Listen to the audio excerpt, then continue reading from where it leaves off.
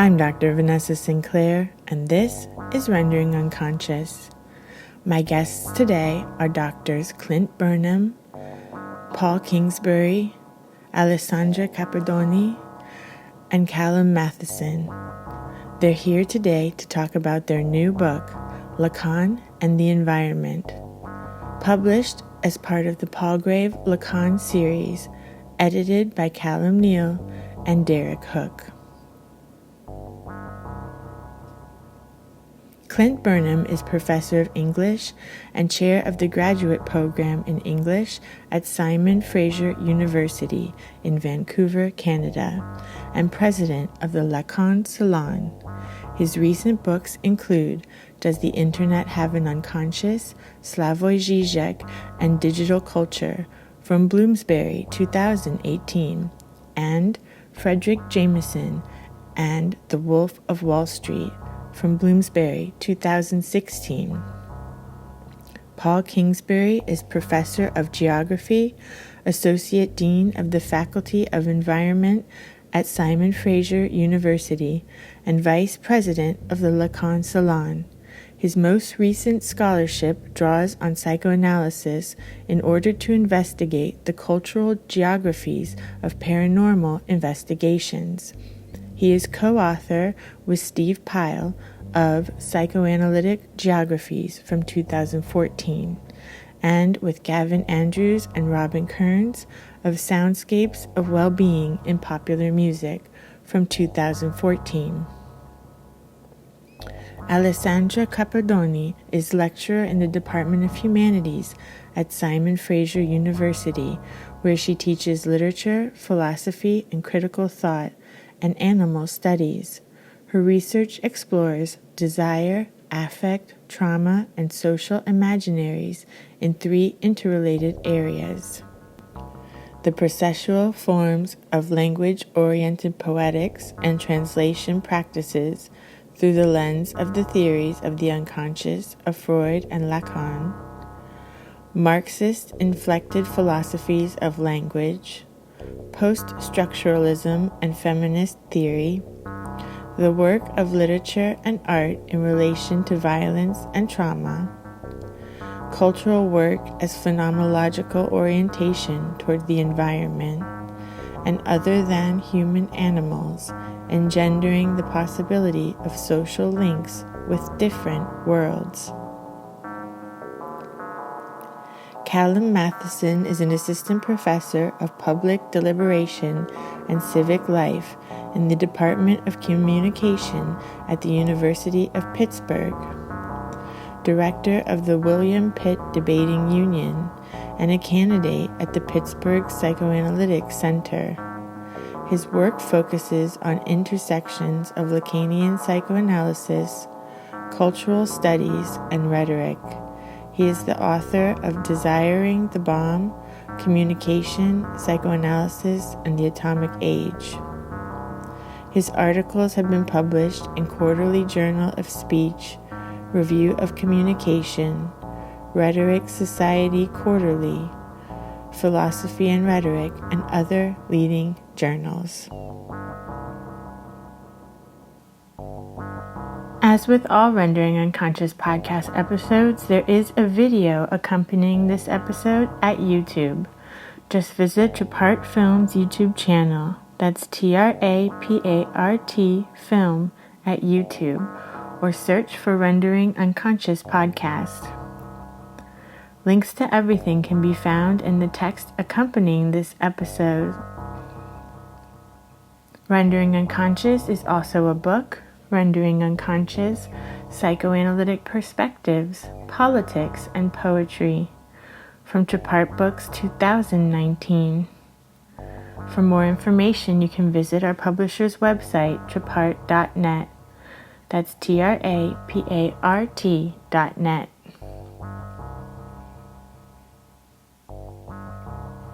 You can support the podcast at our Patreon, patreon.com/Vanessa23Carl. That's VANESSA23CARL. Your support is very appreciated. Thank you so much for supporting Rendering Unconscious podcast, and all of my other creative endeavors.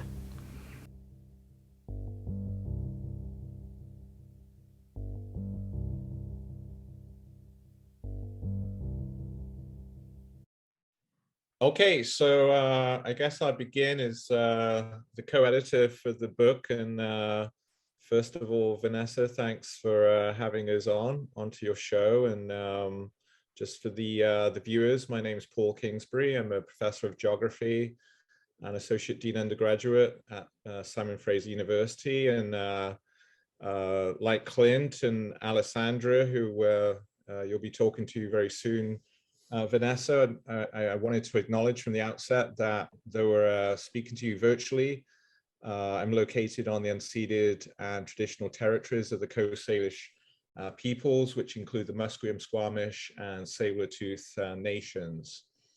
So yeah, in our kind of pre-party discussion, we wanted to open up our celebration of the book by just me covering the genesis of the book. And like a lot of books, it has its genealogy in a pre-event, a conference or paper sessions. And for us, it was the fifth La Conference event. So this is very much part of the one of the main activities of Lacan Salon, of which Clint, myself, and Alessandra belong to. And we've kind of internationalized during the pandemic and Zoomification of many societies around the world. And so, yeah, it was the fifth La Conference, which took place in Vancouver back in April 2018.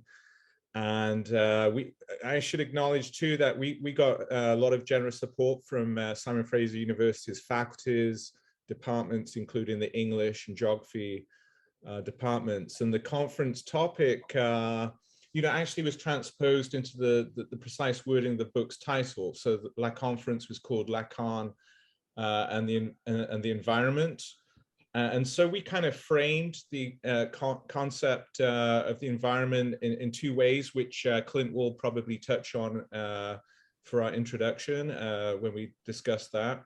So we think about the environment in terms of a socio and cultural environment. It's never simply the biophysical environment. And so we wonder to what extent the child or the subject or the analysand is asked to adapt to the environment. So the notion of adaptation is really important, we think, in Lacanian thinking, particularly in terms of the inability of the subject to always adapt or to never be able to adapt. The uncanny cut, split subject, which is always struggling and may to adapt or even not want to adapt. So, the Philippe Van Hort's book Against Adaptation is prominent here.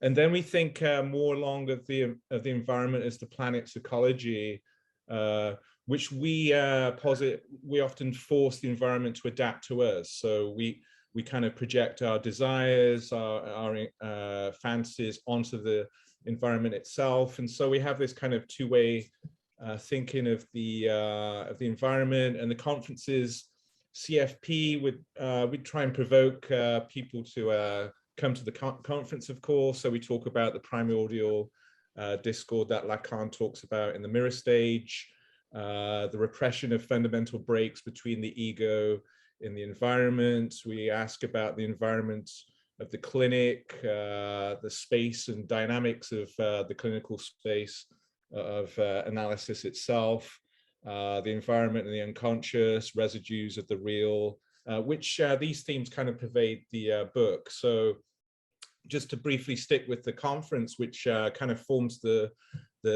petri dish for the book, we had a roundtable session under the aegis of what does the environment want?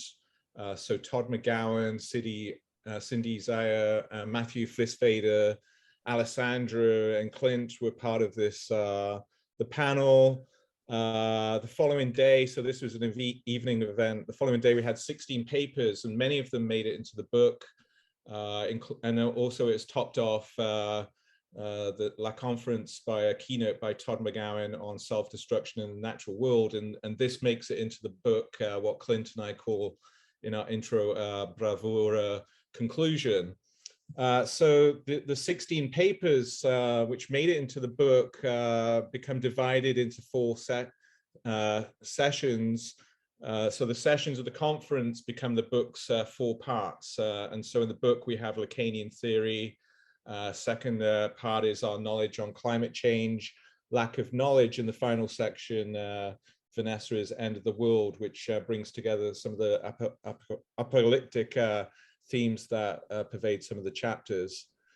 So yeah, Clint's going to focus on some of the intro framings of the book, but we you know, there's a strong commitment in the various ways that Lacanian theory can think about the environment and nature, particularly as we're all well aware of being buffeted in the climate crisis of today, the Anthropocene, the ways in which people can take unconscious enjoyment in not acting, or wondering why other people, the climate deniers, corporations, governments, refuse to listen to science, do not act, and enjoy their kind of interpassivity or lack of action. So it's obviously a rich topic, the environment. I think one of the book's strengths is the various angles and ways in which the environment can be understood, not simply as a biophysical natural environment, but also office environments. In a chapter on Bartleby's The Scrivener in terms of office space, which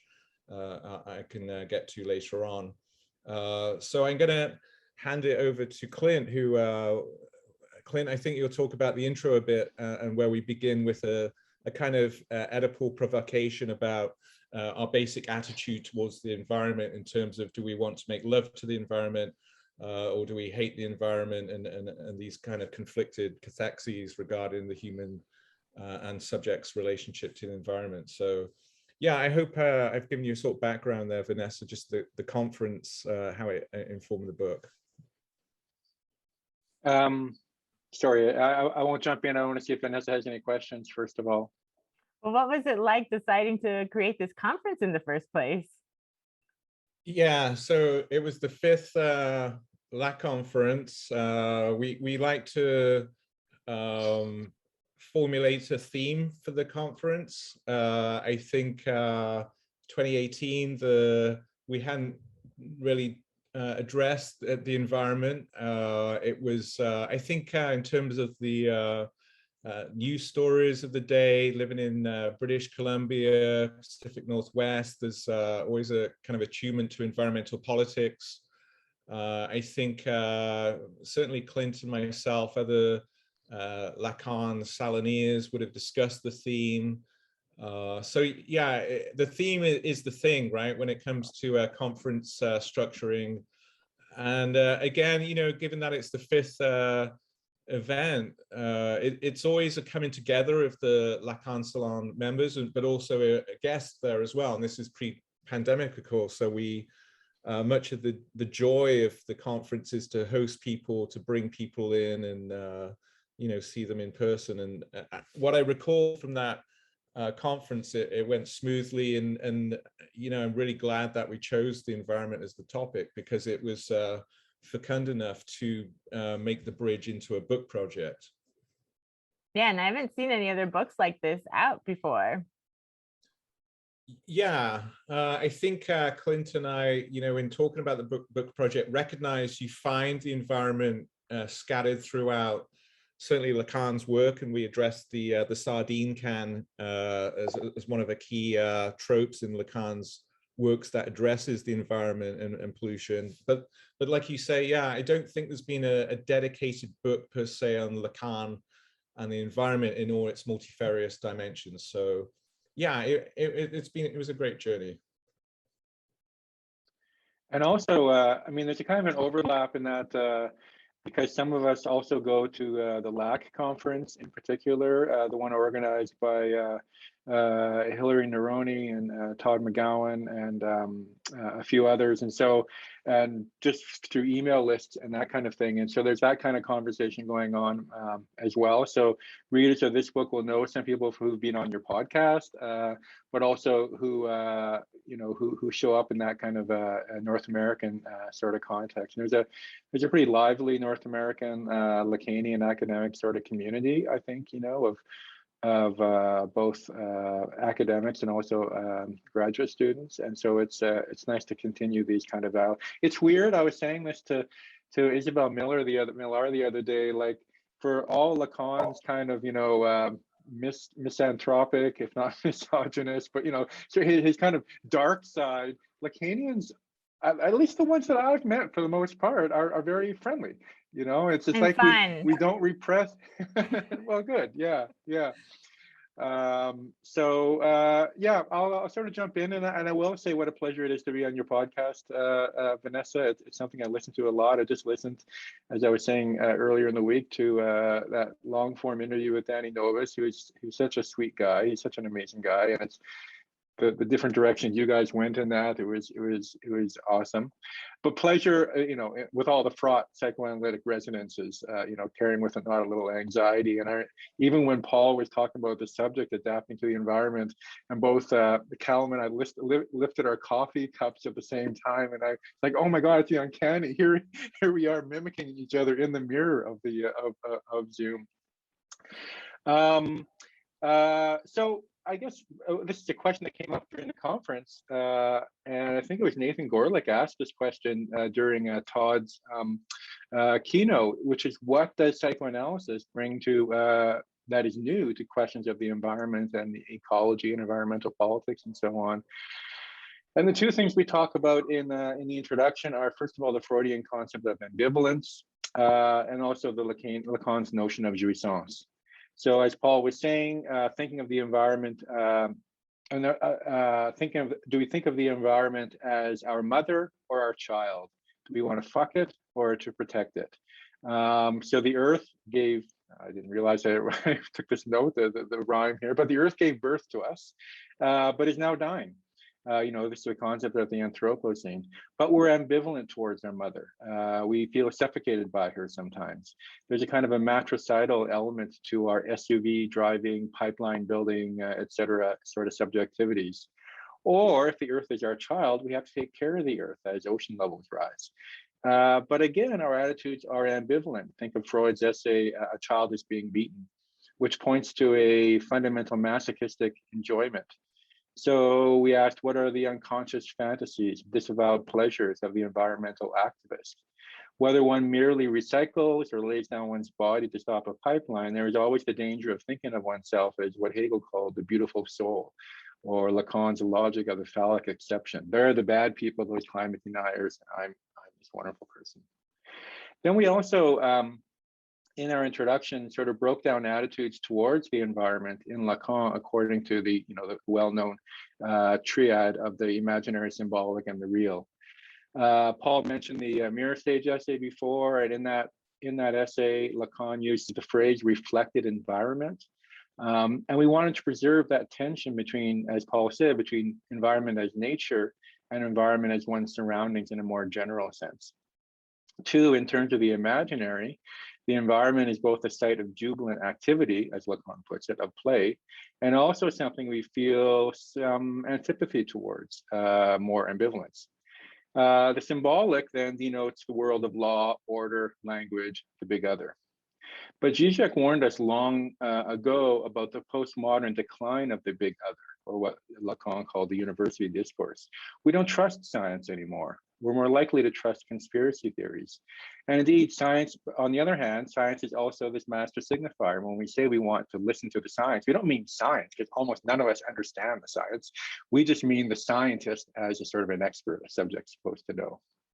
Hence the subjectivity of the climate deniers, which of course also has a political economy element to it. It's subvented both by the enormous efforts of the petroleum industries, the Koch brothers in the US, et cetera, which have put into such propaganda. But also we argue more structural conditions of our subjectivity, And this is why we have now anti-vaxxers and COVID skeptics. And we talked briefly about the pandemic in the After to our book, which perhaps we can talk about at the end of the podcast. So imaginary, symbolic, finally, in terms of the real, we can think of the environment as what Lacan calls das Ding, or the extimate, intimate and external at the same time, the extimate kernel of our unconscious that is both in us, more than us.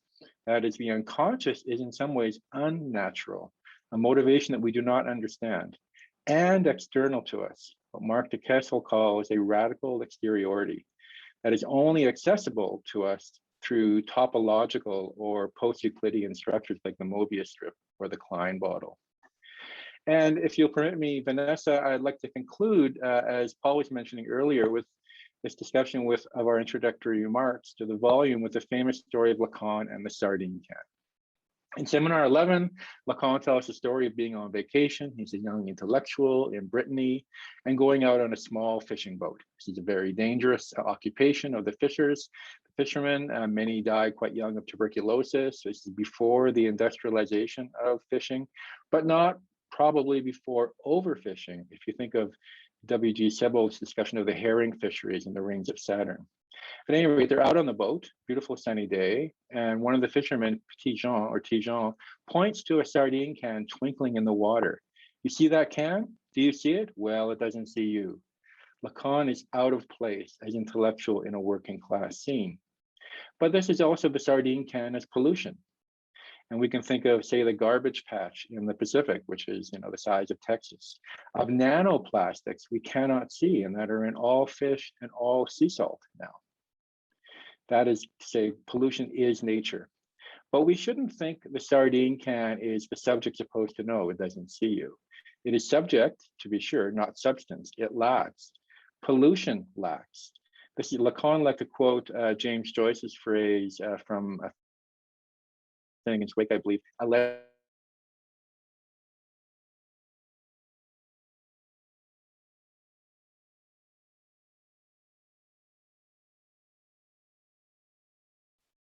Pollution is a letter. It ignores the letter of the law. Chernobyl radiation, Fukushima, acid rain, all those forms of pollution ignore international boundaries.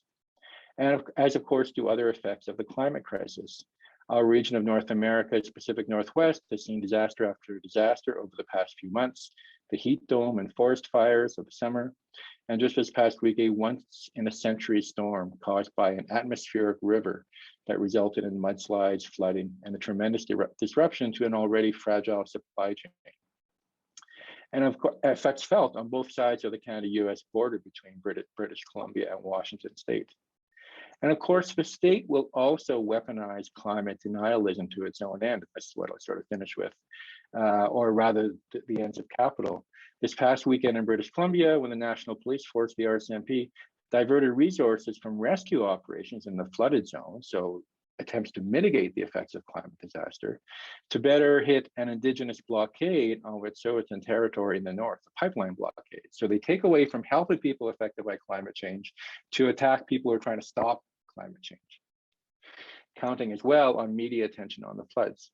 This is a case of the environment qua imaginary, media images of washed out highways and flooded farmlands. And we talk in our introduction about the images of forest fires in the Amazon and how trustworthy they are.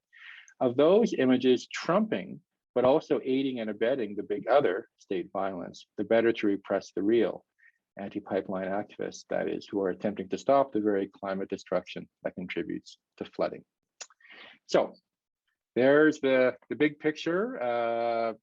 Freud, Earth is the mother or our child, imaginary, symbolic, and real, and then finishing up with the sardine can, because you can never, I always love talking about the sardine can. I've written about it like so many times. It's a great story. Yeah. So the next is Alessandra's contribution.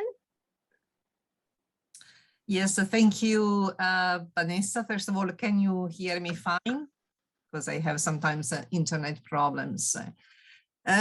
First of all, thanks for the invitation and for giving us this welcome opportunity to present this work, which was extremely interesting in the way it came together, but also in the final product that at least I personally have been enjoying very much for the wide variety of papers that it contained.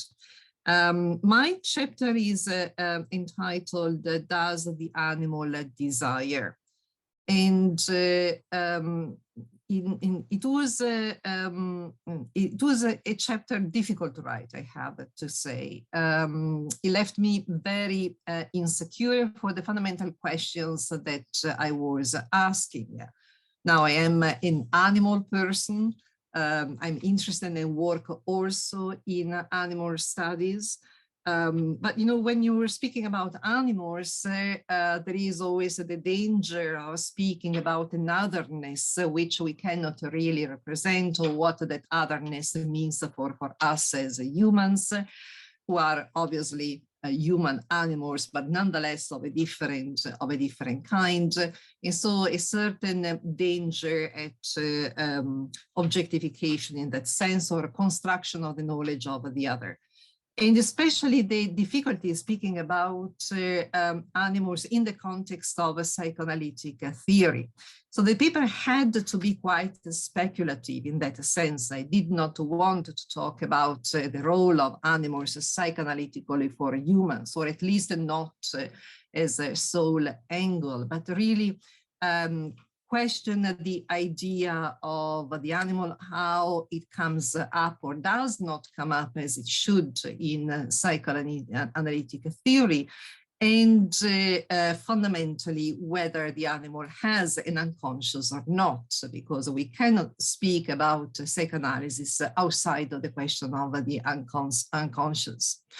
So the paper addresses the relation, basically. This is the angle that I took of Freud and Lacan's thought to philosophy.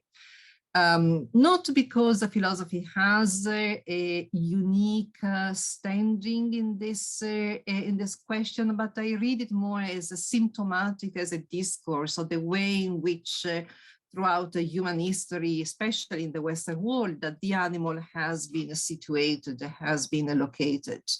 And so somehow the role that the animal question plays in these discourses.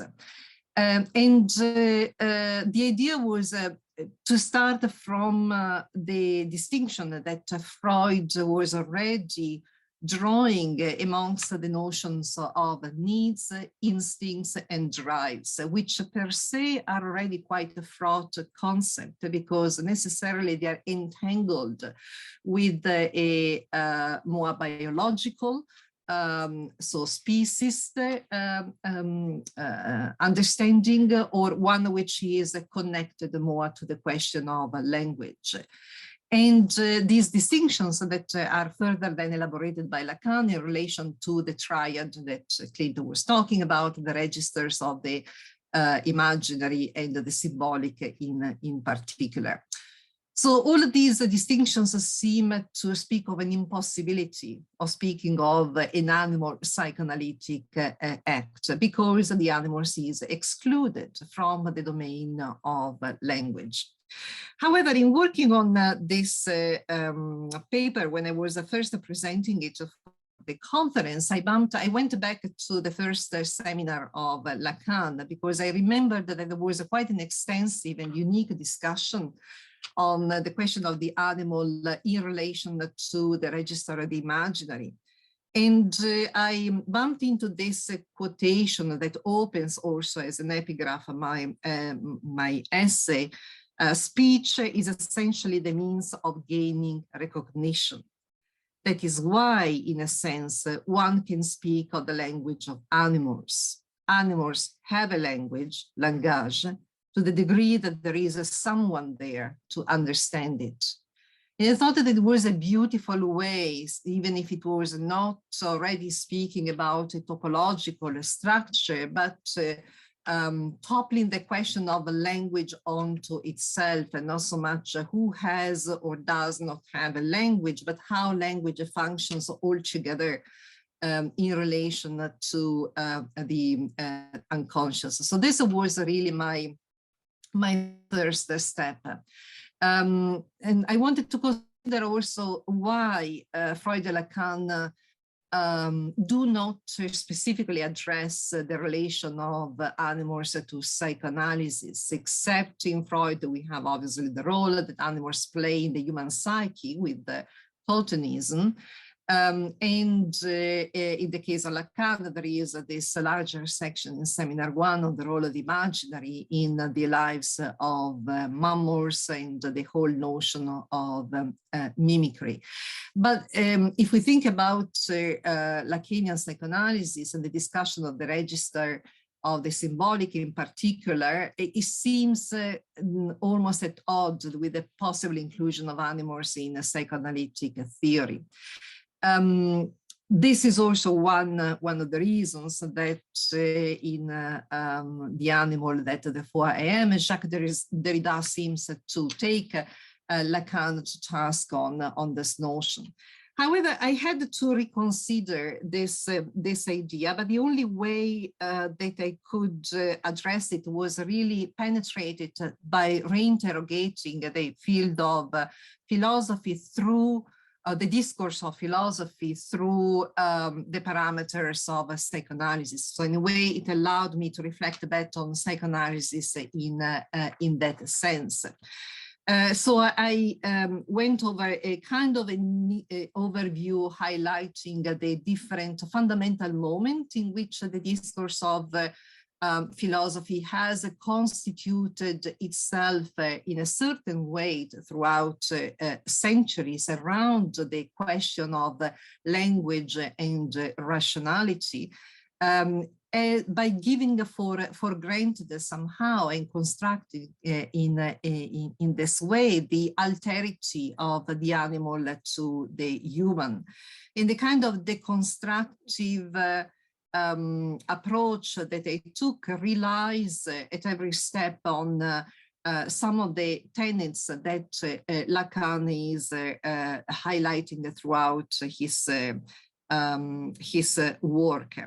So I did not follow one specific seminar or one specific angle of Lacan, but I started reading and gathering all these almost marginal comments that Lacan constantly has in punctuating his own theory, making reference to animals, something that I had not noticed at the first reading. So it gave me an opportunity of rethinking how the animal is always there, is always included.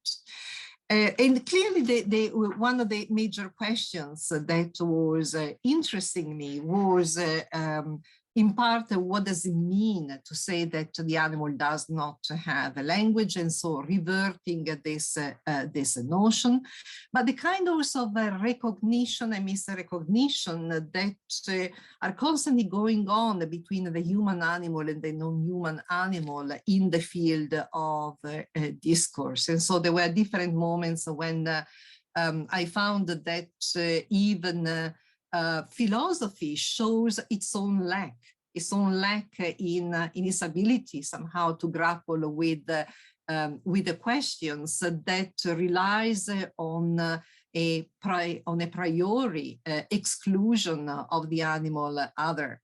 And so can we speak then of the unconscious of animals? Is animal desire limited to Hegel's famous articulation of animal desire opposed to the human desire, or does it partake of the structure of the human? Or if, as Uxküll claims, animals are captured by the ring of their Umwelt, a fundamental notion elaborated later by Heidegger, isn't human language just another form of Umwelt? And if we take more into consideration the elaboration of Lacan's theory around the real, which is always there, obviously, from the very beginning, but it acquires quite a prominent role in the later stages of his seminars, how can we unravel the question in a different way? There were different moments when it was difficult somehow to coalesce this interrogation into a thesis, let's say. And so this is why I preferred to have it coagulate around the question that opens the essay, which is the title question, does the animal desire? But also the ways in which the essay is concluded, which is an inkling, obviously, to Derrida and the question of asking when we look into the eyes of an animal, of our pets that many of us are, share lives with, what is it that we are seeing and what kind of subject is there? And that goes back to the question, the demand. What does the animal ask of us, and how do we respond to that demand? Because there are several instances in the essay where I show that even the examples that are discussed by philosophy, in fact, reveal that the demand is at stake, even if it's not verbalized in a human language. It was an essay also that had something of the personal. My own cat was dying, was really in the final stages of his life at the time. And so it took almost an emotional turn in the moment when I was trying to conclude it. But I liked the way in which it was attempting, so it was a challenge, but also very interesting for me, for attempting to bring together discourses that are very often seen as oppositional, the philosophical and the psychoanalytical. Also the ways in which it gestures at several points in terms of to the responsibility toward the environment, and so asking really broader questions with certain implications. Once the paper was already submitted and the book was already in the stages of its editorial completion, we were also in the middle of the COVID crisis. And at that point, it was very interesting for me to reflect again on what I had written, for the way in which the question of language altogether was taking up almost a different dimension in that moment of speaking silence. So this noise that goes down all of a sudden in our cities, everything that comes almost to a still, people rushing to get pets because all of a sudden they cannot deal just with each other or family relations, but they need this extra being inserting itself into final dynamic, something that unfortunately now we see in the opposite relation, pets being expelled once again from the family unit and shelters coming to terms with the crisis. So it was interesting even after the essay to keep thinking about the implications of that discourse, but through the lens of the crisis that had brought certain dynamics and certain cracks somehow into the open, like a gaping hole that all of a sudden we had to confront. So I will leave it at that for the moment and pass this to Calum, but please feel free to ask any question or discuss further. Yeah, that's so great that you included that chapter in the book, because it's like when I've been noticing this lately, when you read any like philosophy text, psychology, psychoanalytic text, it's always just assumed not only that we're different than animals, but that we're superior to animals. And it seems like such a fundamental kind of given in like philosophical and psychological thought for such a long time, that it's like our entire humanity is kind of based, it feels like everyone's based our humanity on this fact that we are superior to animals, superior to the earth, and really have objectified them. Yeah, obviously to like a detrimental degree. And I like also how Lacan, for example, is speaking of the human as a domestique, which is spelled in the French in one of his many neologisms that he's using, is the domestic animal somehow. And so linguistically, he's always tweaking and making fun of this assumption of the particular status that we are supposed to occupy in the natural world. But at the first read, you don't, you take Lacan for Lacan and you can move over or move on in this writing. But once you read with the animal in mind, is amazing at the many references that you find step by step without coalescing it into a full theory, of course. Alessandra, is his neologism domestique, does it involve domestic and homme as in man, like l'homme? Yes, D apostrophe homme is stick. Oh, nice. Where is that? It is in television. I think. Oh, okay. Okay. Yes, I think yes, it is in television. This is something that Vanessa's going to edit out. Probably not.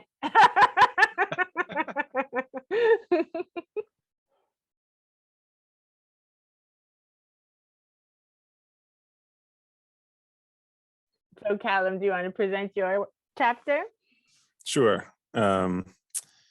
Hi. So I want to start by echoing the thanks to you, Vanessa, for having us all here, to Clint and Paul for organizing all of this, obviously making the book possible, and to Alessandra as well for a fascinating preceding discussion there and a really interesting project.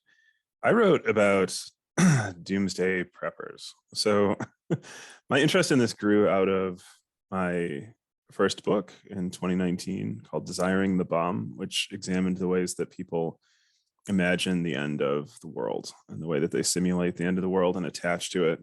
And a big part of that was writing about doomsday preppers, about people who prepare to survive the end of the world and to rebuild a new society afterwards. And the argument I made there, which I think applies to the way that people imagine climate change to some degree as well, is that there's a kind of Fort Da relationship to apocalypse, that there is a pleasure in imagining and an enjoyment in imagining the end of the world when one imagines oneself to have agency over the conditions of its presence and absence. So what I mean is there's an enjoyment in imagining that the world is gone and that one can bring it back. One can bring some new thing to replace it. If you read a lot of post-apocalyptic fiction in particular, a lot of it has a kind of hopeful or even gleeful note in a certain way, in that the survivors always end up rebuilding something with all of the terrible things of the preceding society washed away, whatever they imagine those things are from, their own perspective of the right and the left and so on. And a lot of climate change imagination, I think, works in a kind of similar vein. In Lacan's discussion of Fort Da, the thing that the child enjoys is not that the world is gone or that the toy is gone in the child's case, or that it's present, or else if it wanted the toy and wanted it to be present, it wouldn't keep throwing it out of the crib. And if it wanted it back or wanted it gone, it wouldn't keep sort of hauling it back into the crib itself. The thing that the child enjoys then isn't presence and absence, it's the simulation of control over presence and absence. And you saw this in the Cold War, for example, in people who built bunkers and imagined that they would survive the end of the world, and then had these complex philosophical debates about shooting or even eating the neighbors and who to let in and who to keep out and so on. And there's a clear element of enjoyment. It is not unalloyed horror. It's a preparation for something that has its own kind of necessarily disavowed attraction to it as well.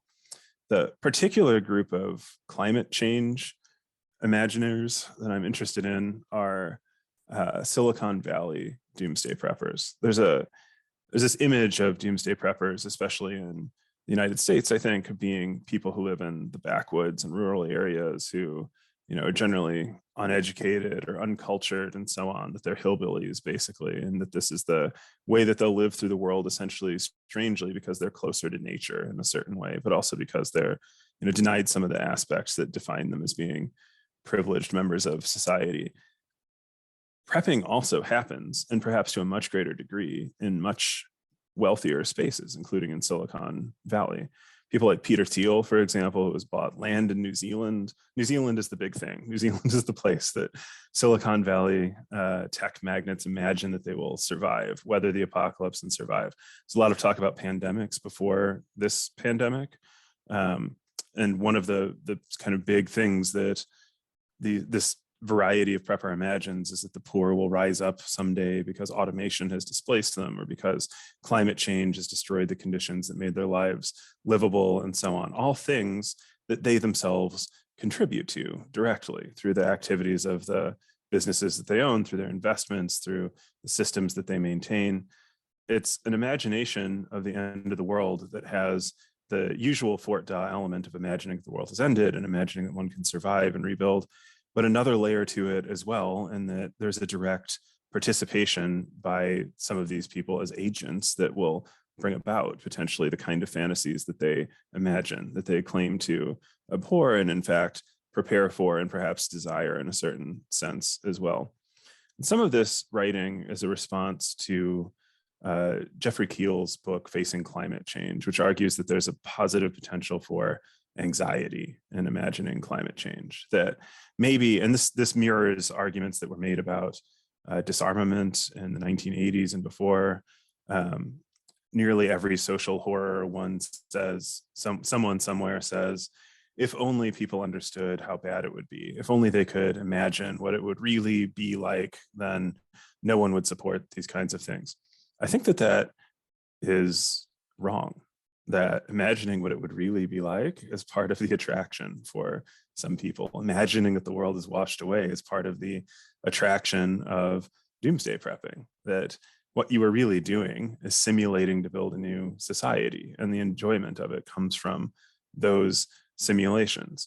So there is this kind of Fort Da enjoyment of it, and maybe even a kind of more direct one as well, in that it reaffirms this concept of the subject as a sovereign being that can remake the conditions of reality, whether you're imagining the end of the world or not. Just being an agent capable of affecting a system as timeless and massive as the global climate has a sense of power and control to it that may be attractive rather than repellent.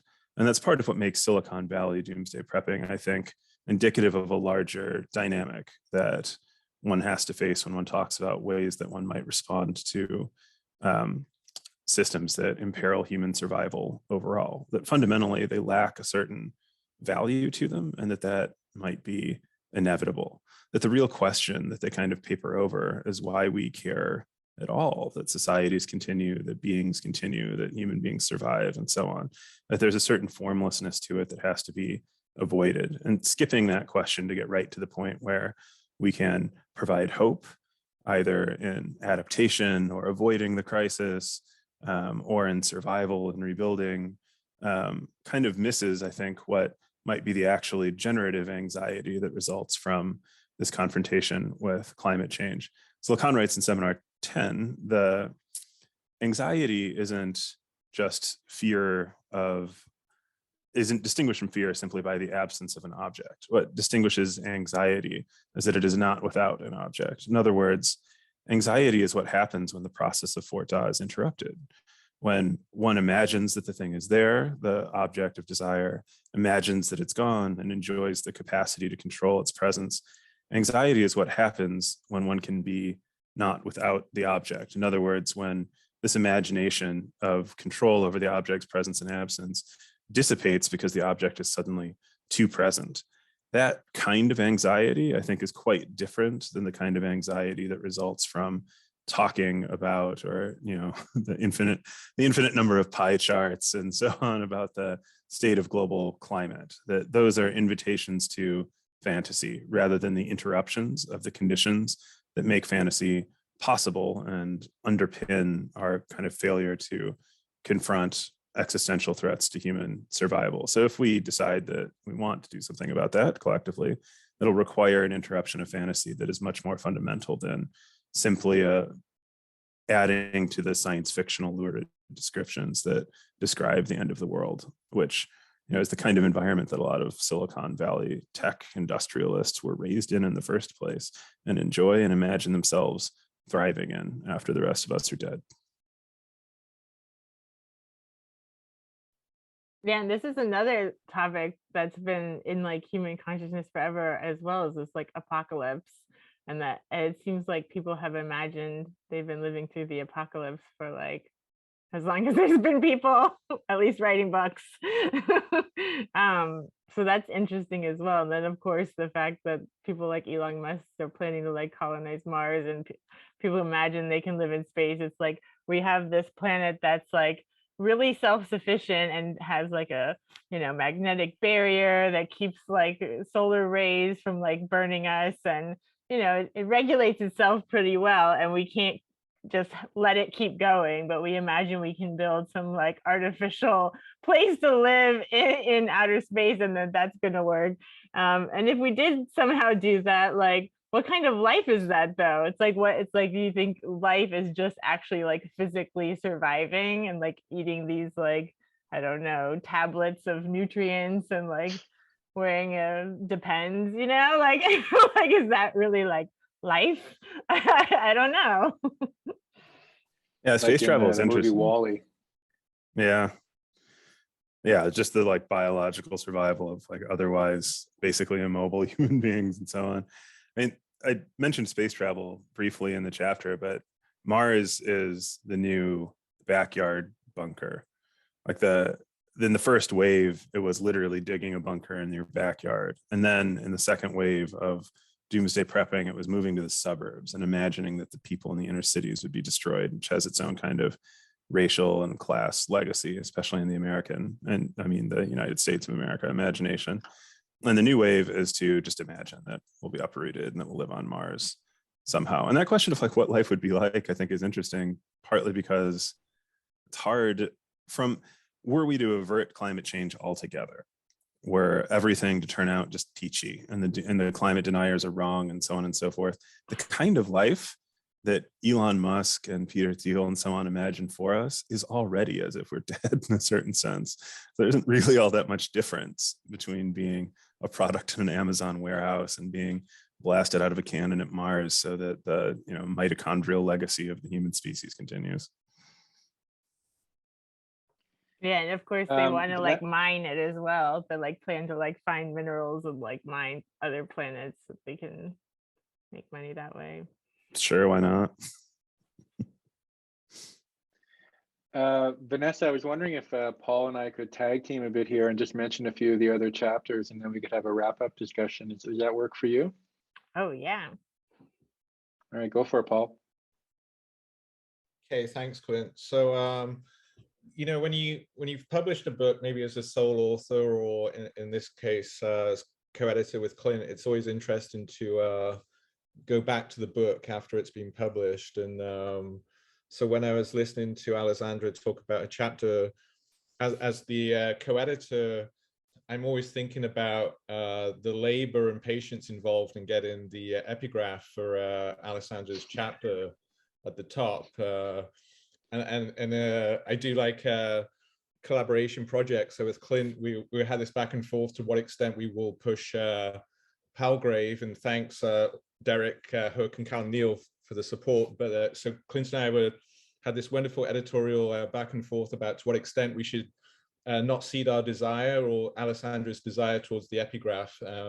But thankfully the epigraph was in there correctly as far as I understand. So it's always interesting the looking back at the project that has been completed. And so yeah, I was just reminiscing of that editorial moment. So I guess that's my intro then, is so we're kind of all proletariats de jouissance, as Lacan says, about the burden of enjoyment, and the co-editor is both the in a sense the masterful host for the book in terms of the organization of the sections, the inclusions, exclusions of chapters. And so this then would be what chapters do we affirm or underscore for the book. And so I've got two motivations here. Maybe one is as a geographer, so I'm always attuned to the role of place space scale and so on within Lacan's work, and certainly this is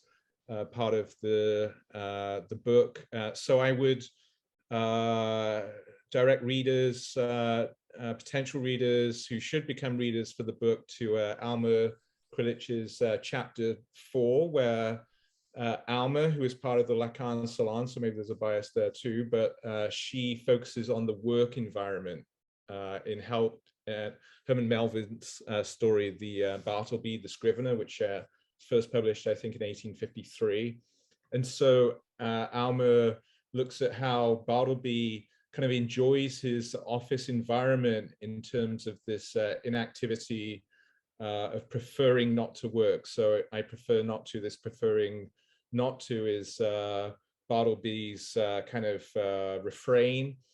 And so Alma looks into, rather than simply regard Bartleby's as a kind of simple refusal, or as a simply passive resistance, she in the chapter thinks about the interior environment of Bartleby's office has these comings and goings of people. There's a kind of indeterminacy to the addressee. Who is he exactly speaking to? And she kind of thinks about, well, he stays in his office environment as a form of enjoyment, and Alma kind of engages Alenka Zupančic's writings on Bartleby and politics of non-preference. And so, yeah, she really considers the office space as an environment and its relationship to perhaps a kind of masochistic enjoyment on Bartleby's half. Perhaps he is kind of adopting a kind of third space politics, what Alma calls a no man's land, neither adapting nor resisting the environment, as a way of reattuning our ecological awareness, our relationships to the environment. So for me, the Alma Krilich's chapter 4 is a great example of a kind of very expansionist way of thinking the environment and particular spaces. So that would be one chapter I would direct readers to. Clint. Thanks, Paul. Yeah, and we were talking about New Zealand before, and we have a New Zealand contributor, Cindy Zyher, whose essay is called Love Thy Enemy, Environmental Politics. And Cindy works through Robert Fowler's theory, which we also see in Zizek, of interpassivity, but also the Freudo-Lacanian concept of the neighbor, and Agamben's notion of sovereignty, to inquire into the status of jouissance in the environment. And she means by the environment two environments, nature and culture, rather like the friend or enemy or frenemy signaled by Carl Schmitt's work, or the neighbor. The environment, Zyher tells us, is indifferent to our jouissance. And so we ask, que voy, or what does it want? This uncertainty underlies Fowler's interpassivity, which is the various subjects supposed to know, enjoy, desire, and so on. But also perhaps Calum Matheson's preppers. Here I am thinking not only of the toilet paper hoarders during early COVID, but also panic shopping that took place in our region just this past week during local floods when supply chains were interrupted. You know, there's a kind of a tautology of interpassivity that happens with in any of these kind of situations where it fundamentally sort of circles around this subject who is presumed to have taken away something or to have desired something too much. And so therefore, because I don't like my desire as well, that kind of relationship. So yeah, Cindy's paper was really good too in terms of helping us think about, you know, is the climate denier a kind of a neighbor? Are they an enemy or a friend? And how are they pathologized? Another chapter, Hilda Fernandez Alvarez, who is working on a PhD in geography. So I work alongside Hilda to help supervise that. And so I guess the geography here would be the environment in terms of the Japanese Okagara forest.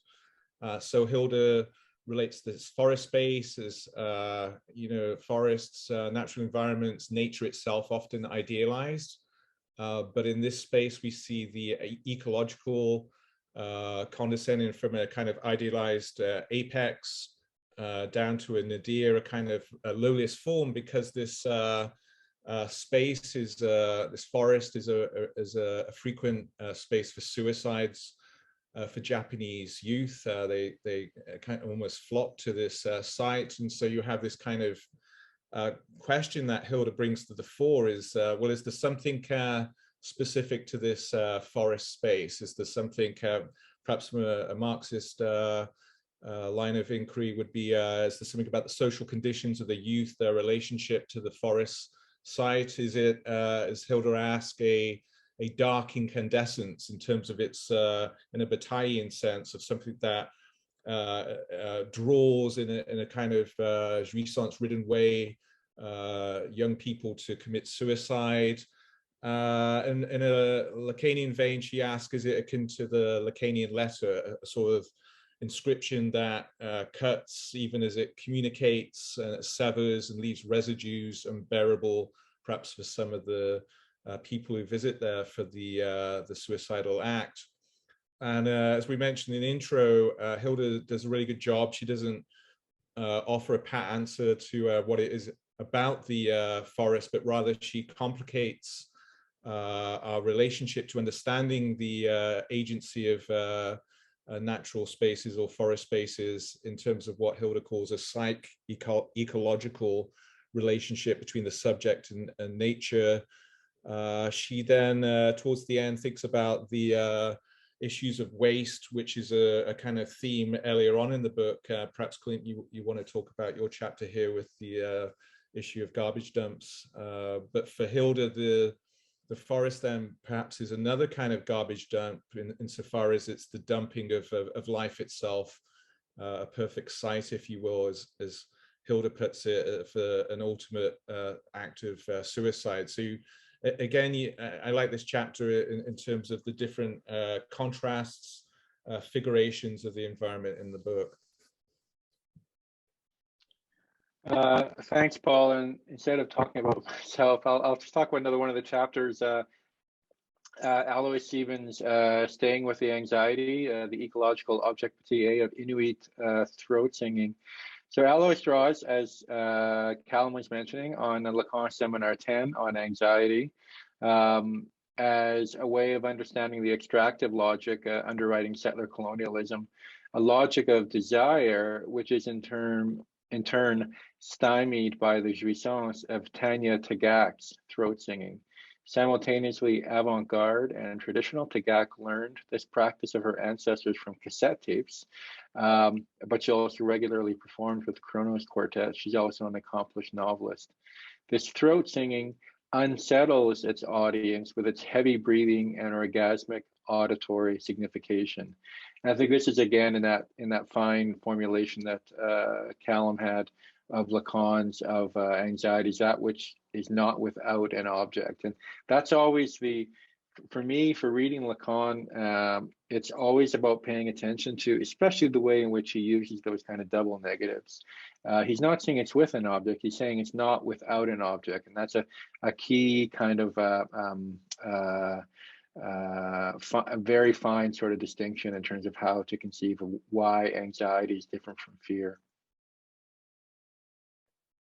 And well, for my trifecta spotlighting of a chapter, it would be the last chapter proper before Clint and our afterward.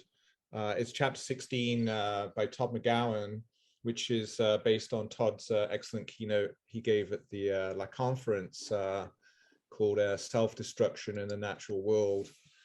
So he kind of begins the chapter thinking about Kant's discussion in A Critique of Practical Reason, where Kant juxtaposes the grandeur of the starry skies above with the finitude of the Kantian subject, which is not so much small because it's a space, or the subject is beholden to or encapsulates the grandeur of the moral law. And so Todd does a really fantastic job in his classic McGowan clarity, but profound thinking at the same time, to think about the tension between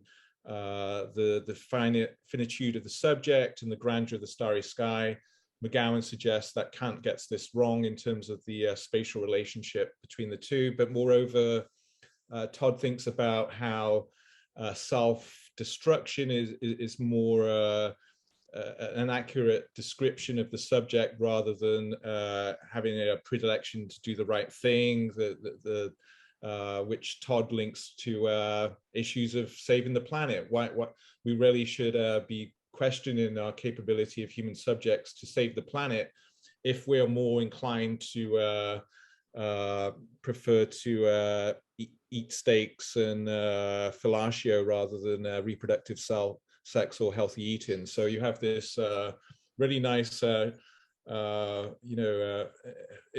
chapter that fizzes with a lot of short-circuiting of Kantian presuppositions, contemporary planetary ecological politics, and we say that McGowan gives us good early warning about the prospects of environmentalism and its often sanguine and positive outlook. I think Todd is the classic Lacanian in that he pretends to be more of an asshole than he really is. I mean, he's also like a Prius driver, right? And he has that great joke: why does a Prius driver drive with one hand? So they can pat themselves on the back at the same time. I'll finish up by talking about and then talk about the conclusion. But Matt Fleischfeder's chapter, From the Sublime to the Hysterical Sublime, Reading the End of the World Against the Singularity. Like Todd's, it's in the final Todd McGowan's. This chapter is in the final section of our book, The End of the World, which takes its inspiration from the bon mot of Slavoj Žižek, or was it Frederick Jameson, that it is easier to imagine the end of the world than the end of capitalism. Fleischfeder does us the service of bringing Jameson together with Lacan, calling first for the sublime hysterical position, the one who questions desire as formulated in Lacan's Encore seminar, and then for the hysterical sublime, or Jameson's concept of the postmodern, where our environment is now resolutely technological. Here we can think of the social media phenomenon of doing it for the gram, where people do all kinds of dangerous things, posing at the edges of waterfalls and so on to get a picture for Instagram, which happened this past week in our region, where Instagrammers were trying to get photographs of the flooding and thereby hindering rescue efforts. Again, the imaginary versus the real. But maybe I'll just add one final plug for our book in that, and then we can see if we have any wrap-up questions from the very patient Vanessa. It's very late at night in Stockholm, I know, in Sweden. And this is to talk about our conclusion, where we discuss that, if you remember that fantasy of a resurgence of nature during early COVID, deer wandering through cities, dolphins in the canals of Venice, the Himalayas visible through unpolluted skies. Again, as with climate deniers, the COVID skeptics and anti-vaxxers demonstrate the implacability of the unconscious and desire in the face of so-called facts and science, and the turn to the imaginary, those kind of images of deer and dolphins, as a retreat from the real. After all, we point out, rather dystopian, the coronavirus came to us from nature, did it not? So that's us, and let's see if there's any kind of final comments or questions. Yeah, well, I was just gonna say that the last episode before your episode is gonna be Todd McGowan, so that's also nicely fits. It's the last chapter in the book before the afterword, and it's the last podcast before your podcast. Cool. Yeah, I guess I have to finish watching Squid Game, because apparently Todd is talking about it in January. Yes, but right? now he's not, because he was going to when I interviewed Danny, but since we talked, now he's gonna do Hitchcock. Oh, good. That's better. It'll be fun. He's still talking in January, so stay tuned. January 23rd. But it's going to be Alfred Hitchcock and then Mary Wilde presenting on Polanski films. So it's going to be good. They're both great. Cool. Mm-hmm. I want to hear about your garbage chapter too. Just very, very quickly, what I did was I did two different things. I looked at the people who clean up the internet. So content moderators, there's a documentary about them called The Cleaners.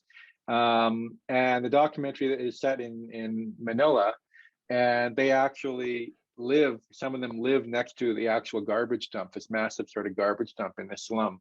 And there's a great line in the film, a great / depressing line, where someone mentions they were told by their parents to get an education so they wouldn't have to work in the dump, but of course now they're working in the dump of the internet. And so I try to draw that kind of comparison with the trash on the internet, trash in the so-called real world, but also how we read Lacan itself. And there's, as you know, I mean, there's the official versions of Lacan, and there's all kinds of pirate versions online. It's through Cormac Gallagher. He's someone you should have on your show, Cormac Gallagher from Ireland. Definitely. Get his story of how he's got all those amazing seminars up there, right, including recordings.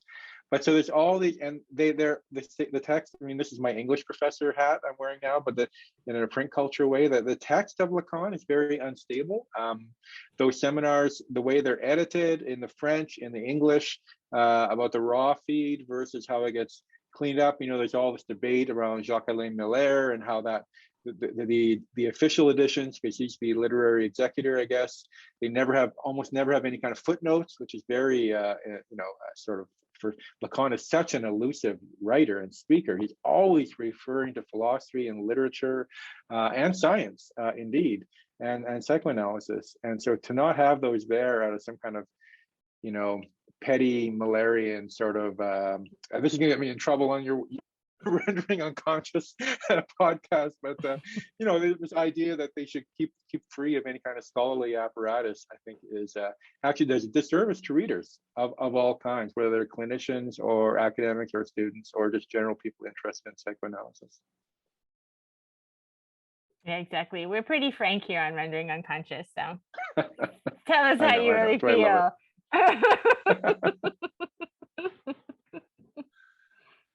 Does anybody else have any other comments that they wanted to make on each other's, or?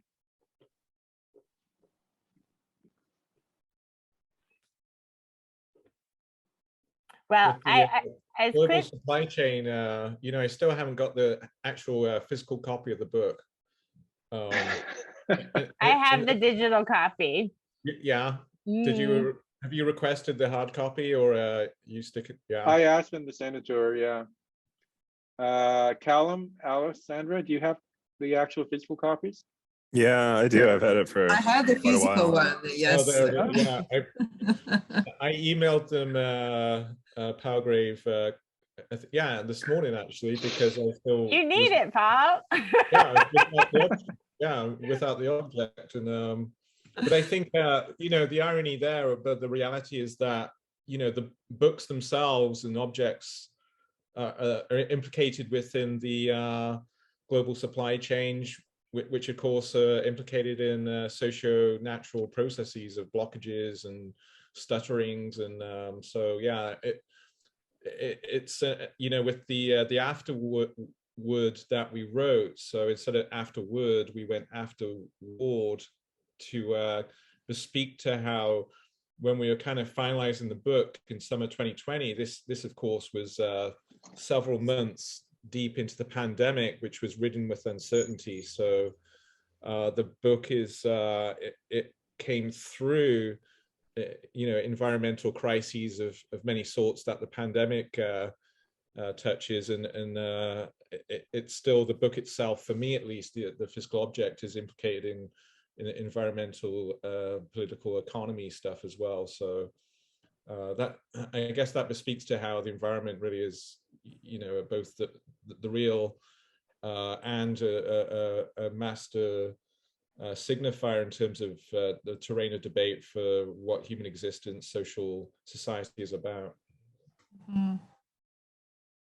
It's also and we should put a plug in here, even for our bitching about Palgrave, is that the Palgrave Lacan series that Derek Cook and Calum Neal edit. I mean, I think it's an amazing sort of series of scholarly texts, both single author like Isabel Millar's new book on AI and psychoanalysis, a lot of books on different seminars, Lacan and the non-human, Lacan and the post-human. And it's really, I think it's a really sort of fantastic kind of collection. And as well as the work that Derek and Calum and Stein Van Hool do on their books on the écrit that come out from Routledge. They've done 2 out of those 3 now, and so they're a great force that publishing, and also those sort of academic comrades in terms of it does feel like there's kind of like a in the Anglo-American world, at any rate, a kind of a renaissance of Lacanian thinking and talking and studying and so on over the past 15 or 20 years. That's with a lot of different voices. There's some political stuff in there, and there's the theorists and the clinicians talking to each other and listening to each other. It's kind of cool. But it is also interesting to note that it has come about from the margins of academia. So it has all been extra labor, unpaid labor in a way, very, very often, that has made possible a certain production of energy and coalescing into something, but definitely not defended by institutional centers. So it speaks also, in fact, it is probably a minus to present yourself as a Lacanian to a job interview or anything. You may want to be careful about that. But it is a kind of the work of the remainder, the work of the excess that has a certain implication. It's good to see. Yeah, I agree. I mean, I think of always, that time in the 70s when the Sex Pistols toured in North America, and they mostly went to these out of the way places like Atlanta and San Francisco. And they didn't play the proper sort of cities in that. In the same way, when the Zizek conference was taking place, it was in Cincinnati, or even the LAC conference. I mean, it's in Colorado twice. I mean, great place. Colorado's amazing, obviously, but it's not taking place at Harvard. It's not taking place at Berkeley, right? And then it was at Clark in Worcester, which is again a good college, but it's not at it's not at Harvard or Yale, right? Those aren't a few stars may make their way through there, but otherwise it's taking place in these or even at Duquesne in Pittsburgh, again a great school and so on, but it's not the Ivy League that's sort of embracing this kind of work. Mm-hmm. It's true. These are passion projects, like this podcast. Exactly. Yeah. Just love it. It's a great podcast, Vanessa. It is. It really is. I just, I don't have any friends here, so this is my entire social life. This is my entire social and collegial life is my podcast. So thank you. Are you? So thanks for hanging out with me. Well, thanks for having us on your show. It was really amazing. Yeah, it's very good. Yeah, thank you. It's been great.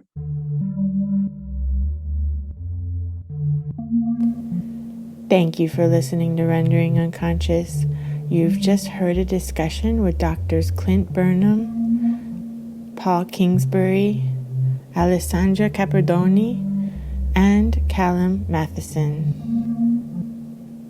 Check out their book, Lacan and the Environment, from the Palgrave Lacan series, edited by Calum Neal and Derek Hook.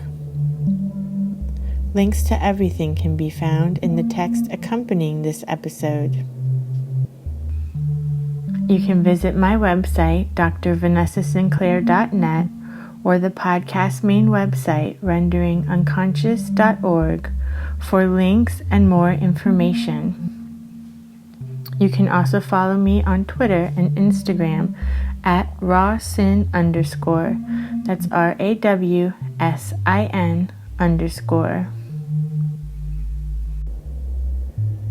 And now, the song Please Join Us, from the new album, The Cutting Up of Love and Language. A collaboration with Pete Murphy, available digitally at Highbrow Lowlife's Bandcamp page. Just visit highbrowlowlife.bandcamp.com. Please join us. I think maybe it's getting late. Maybe time is running out.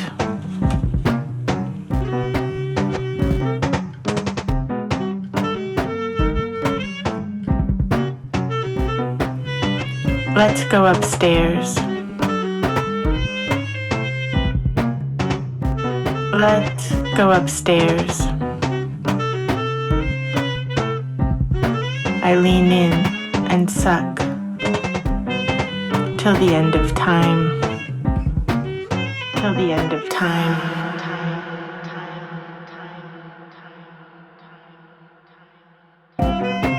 We were both receiving stiff cocks. You are certainly pleasurable. Yes, most definitely.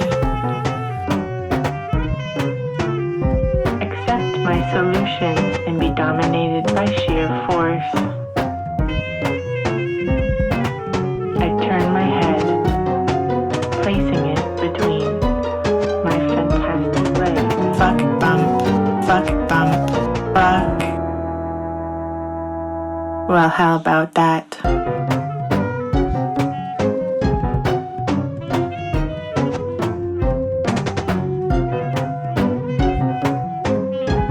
Sinews and muscles.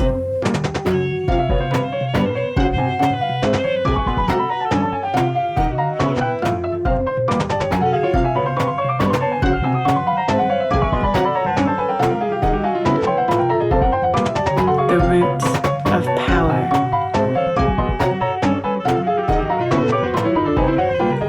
Sex, power.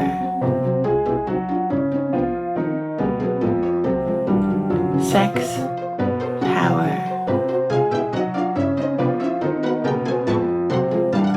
Sex, power. Well, we're back where it all began. This is strictly a philosophical observation.